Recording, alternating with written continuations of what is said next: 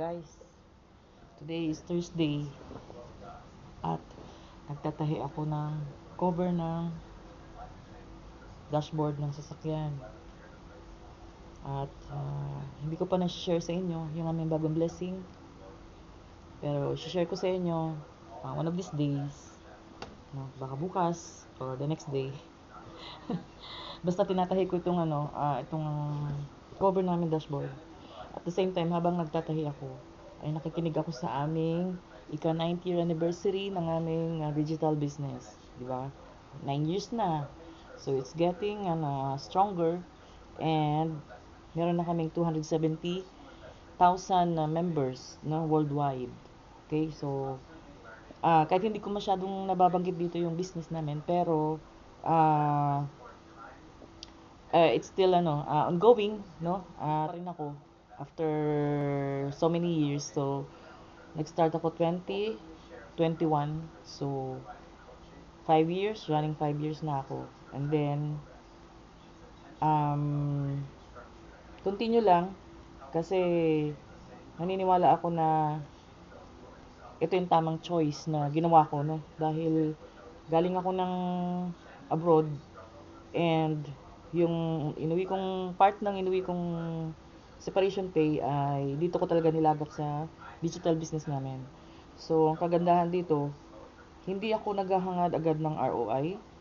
Okay? So, because ito ay continuous learning at malaki ang aming community support, no? So, nandiyan yung aking mga business partners, from mostly sa kanila ay nasa Canada. Kasi based sa Canada talaga yung na to. Business na to nag-start sa Canada talaga dahil parehong Canadian yung founders, I mean. Tapos, yun nga, although minsan hindi ko talaga siya nabibigyan ng focus dahil sa maraming obligasyon ko sa buhay. Bilang nanay ka, tatay ka pa at the same time, 'di ba? Dahil wala naman dito si Papa P. So ako lang mag-isa. So yan, hindi ko siya nafo-focus, talagang nailalagay ko siya sa backseat lagi, no? Dahil sa mga bagay-bagay, dami kong nagiging mas priority dahil nga yung iba hindi na makapag-antay. Kagandahan dito sa business is anytime ay pwede akong bumalik, no? So ngayon, itong araw na to ay yun nga, yung aming weekly mastermind ay nagkataon na namin 9th year anniversary sa business. So yun, kahit saan pwede ko siyang pakinggan, kahit saan na-access ko siya, no, yung mga updates, yung mga everything, pati yung training. Pero syempre kung moving ako, hindi ko magagawa yung training. Kaya ganito, habang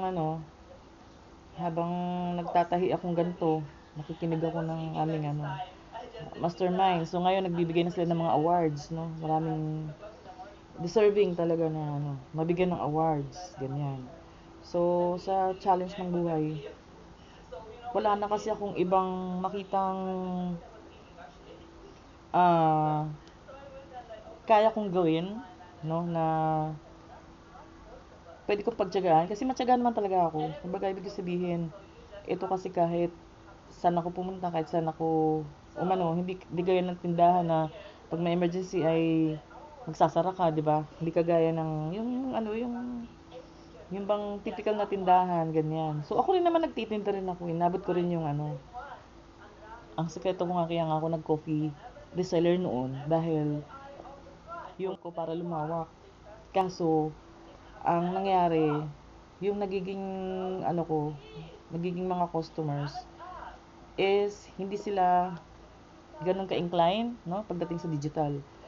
So, parang hindi nag-work yun, pero may mga nagain ako na friends, ganyan. So, ganun talaga ang magiging isang nagiging benefit sa business na to dahil marami ka nakikilala all over the world.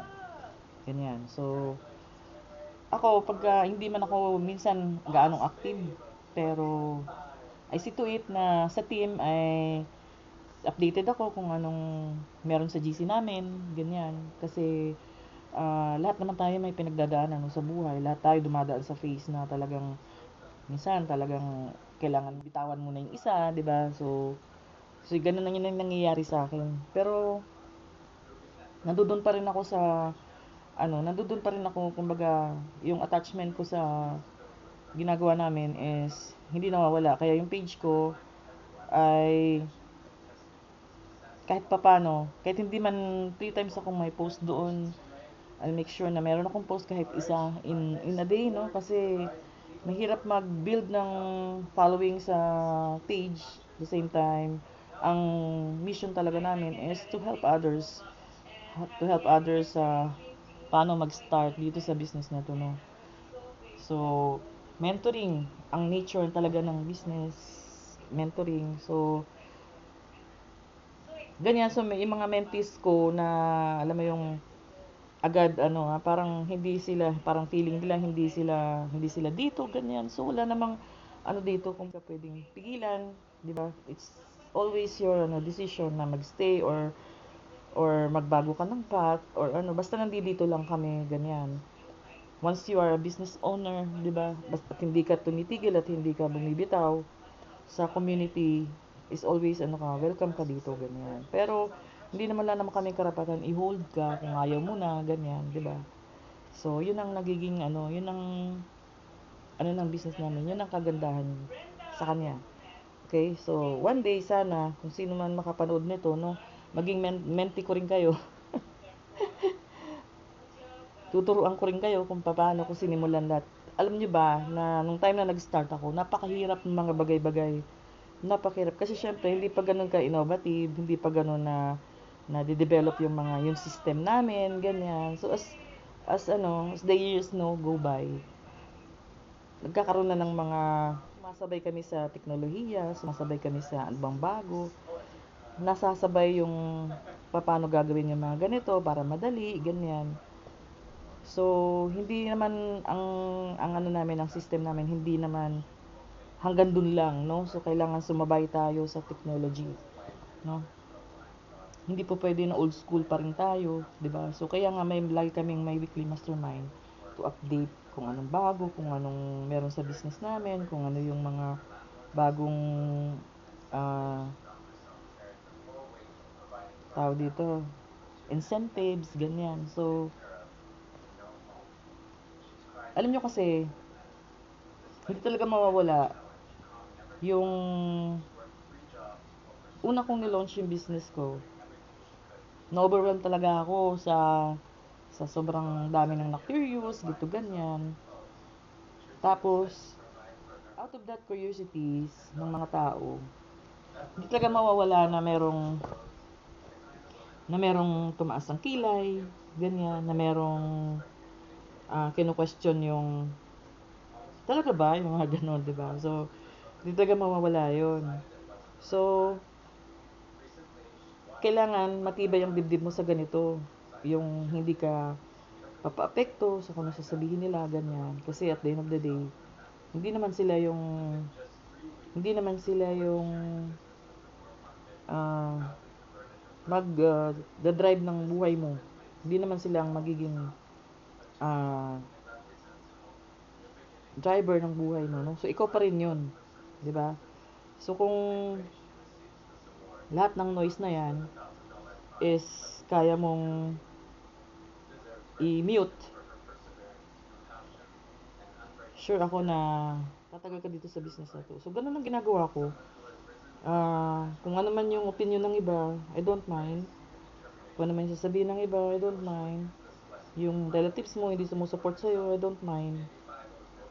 Basta ako, hanggat may natutunan ako, hanggat pwede kong i-share yun sa iba, I'll do it. Kasi, ang buhay naman is continuous learning yan. Yan. Kagandahan na sa training namin, kagandahan lang dito sa aming weekly mastermind is, pwede kong i-replay, mamaya, daldal ako ng daldal dito, hindi ko naiintindihan yung iba. Pero mamaya i-replay ko siya sa gabi, pakikinggan ko siya sa cellphone, naka-headset ako, ganyan. Kasi, alam nyo, every time, yung mga tao na nandito sa community namin, at one point in their lives, talagang dumanas din naman talaga sila ng tapang-dapa. Siyempre, pag naging successful na sila. They share their stories, ganyan. Ayun, narinig niyo ba yung boses? biglang, hello guys, nakakagulat ba? Biglang ganun, di ba? Yan, medyo adjust ko lang yung aking camera dito. Yan, kasi nagbibigay sila ng award ngayon. Dahil anniversary nga namin. Share ko lang to sa inyo dahil, gusto kong dito sa aking channel ay magkaroon ako ng memory na, tingnan nyo, pambahay lang ako. Ganitong power ng aming online business, no? Kahit nakaganto lang ako, I still can attend sa aming mga weekly mastermind. Yung iba nga dyan, naka-robe lang, ganyan. Kasi, yun ang easy access na nasa bahay lang kami. Or anywhere, kung nasaan man. Iba nga nasa biyahe. Pero nandito sa aming anniversary, episode ng weekly mastermind. So, sila nasa biyahe sila. Mga nag-grocery, ganyan.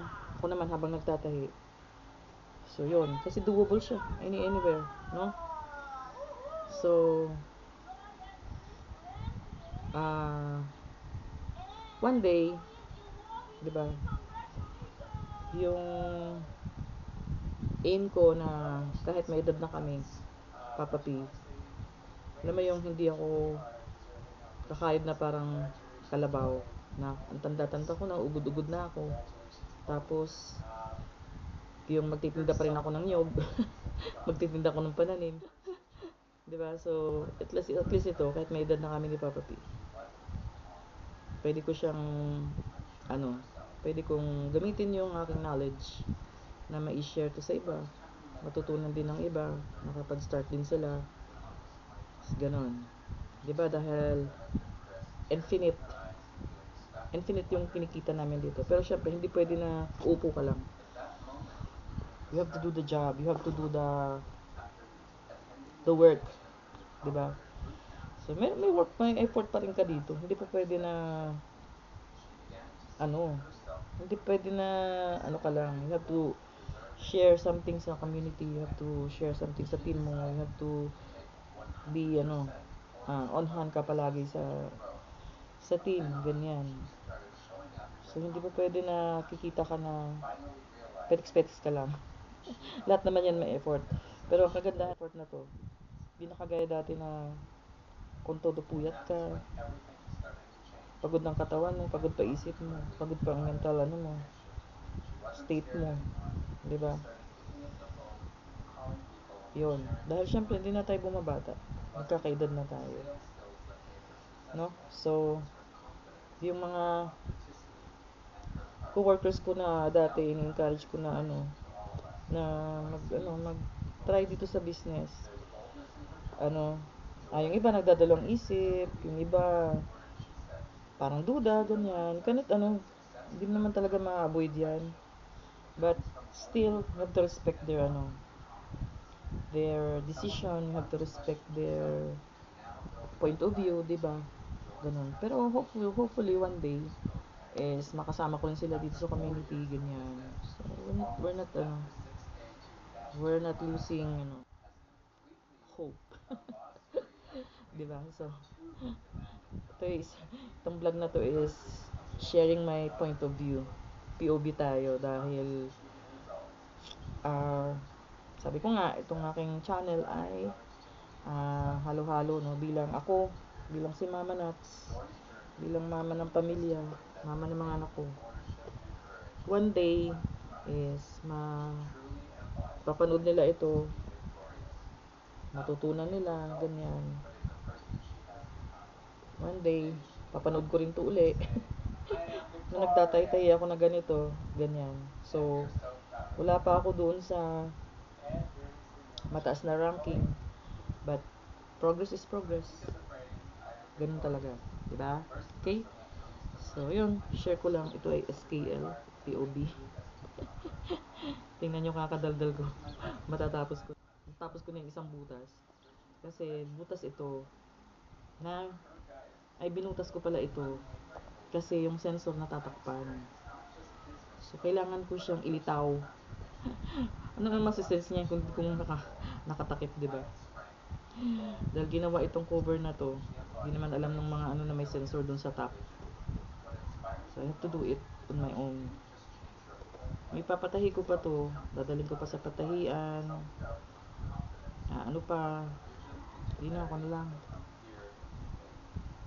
Pag may mga bagay naman na kaya kong gawin, kaya kong gawin. So, every year sa anniversary, nagbibigay sila ng mga awards na yan. Every year. Sa mga leaders na na-acknowledge ng mga team, mga members, ganyan. So, kasi ano yan eh, may nomination yan eh. Siyempre, select yung the best, yung ano dyan. Yung may edge talaga. Yun. So, kahit sa ano naman, sa larangan ng trabaho, no? Nabibigyan naman talaga ng reward yung mga hard worker, no? Deserve nila yan. Kaya, congrats dun sa mga winners. Winner na rin ako, kaya tabi-tabing ito. Eh, naman yan ang tahi ko. Pwede na ba yan? At least, hindi kita yung kulay puti na pinagupitan ko. Meron pa dito sa kabila. Meron pa yan. Yan. More tahi-tahi pa. So, matatapos ko naman agad dito. Kasi gusto ko tong ilagay na mamaya bago ako lumabas. Dahil I need to do some, may mga errand tayo. Hindi pwedeng ipagpabukas. Okay, so, susukatin ko muna ito.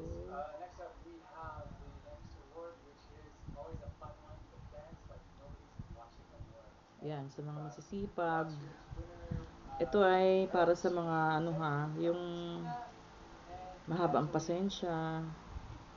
Alam mo yun, yung willing matuto, yung mga positive yung pananaw sa buhay. Hindi kasi pwedeng nega-nega ka dito eh. Dahil once na pinasukan na ng nega yung pag-iisip mo, wala nang mangyayari.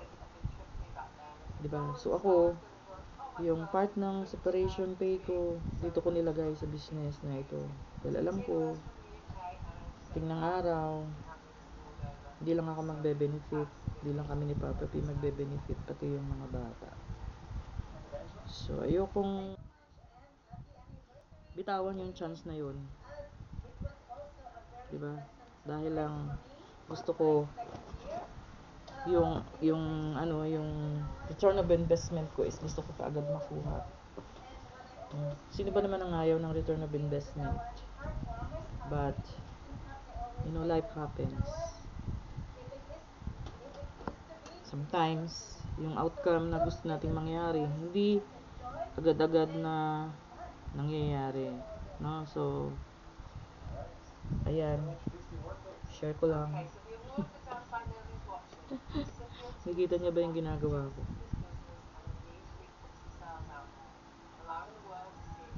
Ayan. So, ba't kailangan kong tahiin to? Ba't di na lang ipatahi? Baka hindi kami magkaintindihan ng magtatahi, may inis lang ako. Minsan mas gusto mong ikaw na lang gumawa ng mga bagay-bagay kaysa ipagawa mo pa kasi nga pinagawa mo nga para hindi ka mahirapan, kaso makakonsumi ka naman, so useless din, di ba? So gamit ako ng timbol dahil medyo masikip yung aking pagtutulak ng needle. Yan, ito.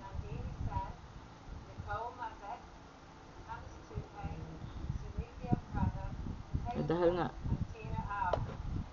international ang aming business. So marami dito, mga name nilang hirap i-pronounce. Kaya yung mga nagpe-present ng mga awards, hirapan din sila mag-pronounce. Congratulations. Ang daming nakakuha ng award. One day makakuha din tayo ng award dyan. Share ko sa inyo, syempre. Diba? Yun, kaya ko nga pinasok ang digital business kasi hindi na tayo pabata. Kung passion mo ang isang trabaho, edi passion mo. Diba? Kasi ayoko na yung klase ng work namin na hirap na hirap yung katawan ko physically.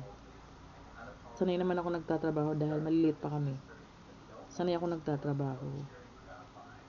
But then, ayokong ubusin yung energy ko, buong buhay ko, na physikalan yung trabaho. Kung meron naman akong option,